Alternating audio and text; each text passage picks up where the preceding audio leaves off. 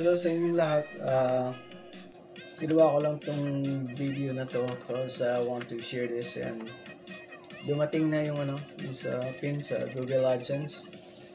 Ang nangyari, natanghan ko kasi to.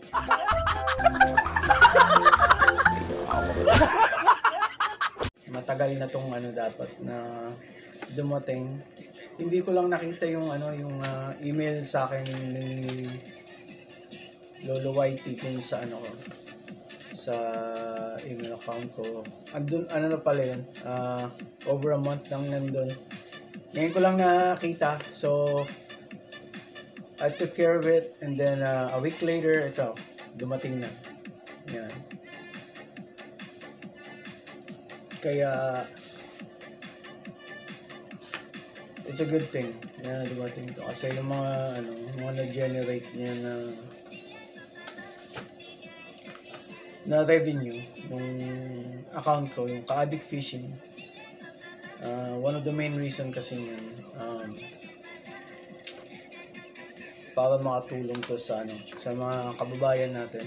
So that's why yung Ka-Addict Fishing TV exists. Also, I love fishing and gusto ko lang i-share yung mga fishing trips ko kasama yung mga friends ko, sila Kapangit, sila Mr. Randy.